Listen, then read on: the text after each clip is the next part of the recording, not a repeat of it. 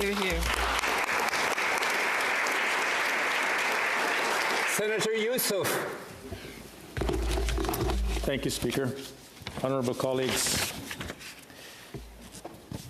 I rise today, of course, to support the Bill S-233, an act to amend the Criminal Code, assault against persons who provide health services and first responders. As you know, this is not a new idea. As a friendly critic is essential, of course, the successor of Bill C-21 in the last 44 Parliament passed unanimously through the other place and carried a clear mandate of recognition, respect, and protection for those who serve, care, and protect us. As someone who spent a lifetime advocating for workers' rights and dignity in the workplace, I can say with confidence the crisis of violence against health service providers and first responders are real. Across Canada, we have heard stories of pandemics, assaults, nurses overwhelmed by abuse, home care workers fearful to come to work. When the House of Commons committee heard union witnesses, people who know this reality firsthand, they made the human cost painfully clear. Linda Silas from the Canadian Federation of Nurses Union told MPs 2/3 of nurses reported incidents of physical assaults over the past years, and 40% of those nurses were physically abused more than once a month while engaged in their duties. Such high rate of violence should be unthinkable in any other profession, and it needs to be stopped. This bill is clear. It's a clear message to those who answers the call when we are vulnerable. The justice system will stand with you and those who attack you while you're working. We say you will be heard, you will be held to account. I ask my colleagues, let's not delay. The other place already sent 321 forward with unanimous in the last Parliament. We didn't get the job done before it was dissolved. We now have the opportunity to do so now. The Senate should act promptly so this important protection becomes law without undue delay. In abstract, at the Standing Committee on Health and the other place in 2019, beyond the numbers is the human toll. There are the care aid workers who were sexually assaulted by home care clients with dementia. And there is a nurse who was punched in the jaw by a senior and suffering from delirium. There's a personal support worker who doesn't know she should possibly face going back to work. We also know that the pandemic years have magnified the pressure on healthcare services workers and first responders. More cases, more stress, more danger.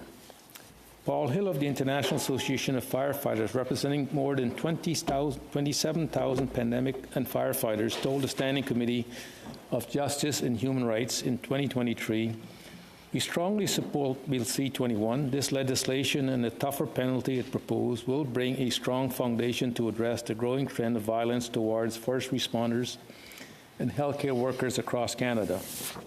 We must recognize when someone is serving in emergency room, in a fire truck, in a long-term care, is assaulted, we're not only injured that person, we injured our system of care, our community trust, and our collective sense of safety. Bill C-S-33 and C-21 does that. The text of the former 321 bill mirror S-233 amends the Criminal Code by adding section 269.02.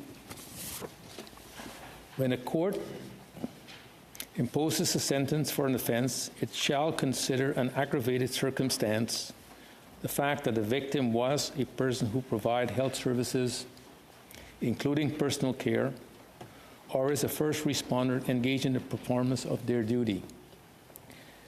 In simpler terms, if you assault someone who's providing health services or working as a first-line responder in the performance of their duties, that fact becomes a formal aggravated circumstance in sentencing.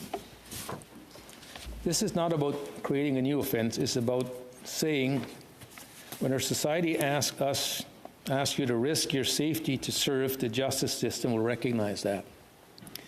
And when you're attacked, the courts will treat that as a weighty factor. This is why the Senate should not delay the passage of this bill. The last Parliament, we already seen that the other place gave unanimous support to S-233. That's a powerful bipartisan signal. This bill is ready. The policy rationale has been tested in committee and in the two houses of Parliament over the last 2 years. We must ask what is left to be debated. The principles is settled among parliamentarians. We protect those who protect us. The only remaining step is to act. Delaying sends a wrong message to health services providers who face abuse and violence, and to our communities who expect their safety to be upheld. Moreover, as someone who has dedicated my life working for fair treatment and respect for working people, whenever at the bargaining table or the legislative chamber, I believe legislation like this reaffirms our basic dignity. Addressing the potential concern and underscoring insolvency, some may ask, does this bill go far enough? Are additional protection needed? Is the scope correct? These are reasonable questions. This bill language was carefully considered in committee in the last Parliament and amendments in committee in the other place, broaden its scopes to persons who provide health services rather than narrower healthcare professionals. It complements, not replaces, occupational health and safety law. It focuses on sentencing where someone is assaulted as a frontline worker. Our courts would recognize the victim service role as aggravating. Prevention and workplace safety matters too, but this bill sends a necessary deterrent and a symbolic message now.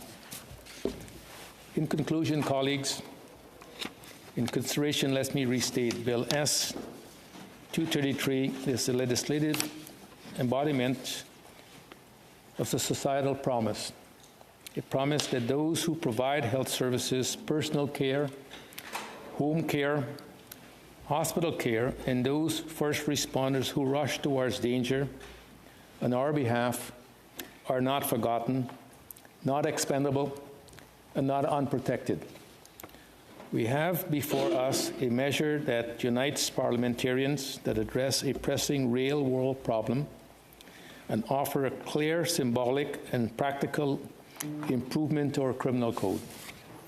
Let us not delay this bill any further or to study it. The path is clear. Instead, I ask this chamber to join me and Senator Housakis in sending a message of support, solidarity, and respect in supporting this bill and moving it quickly as possible back to the other place without delay. In doing so, we honor the men and women who serve, we strengthen our justice system, and we send the signal to all Canadians: violence against those who care for us will not be tolerated. Thank you.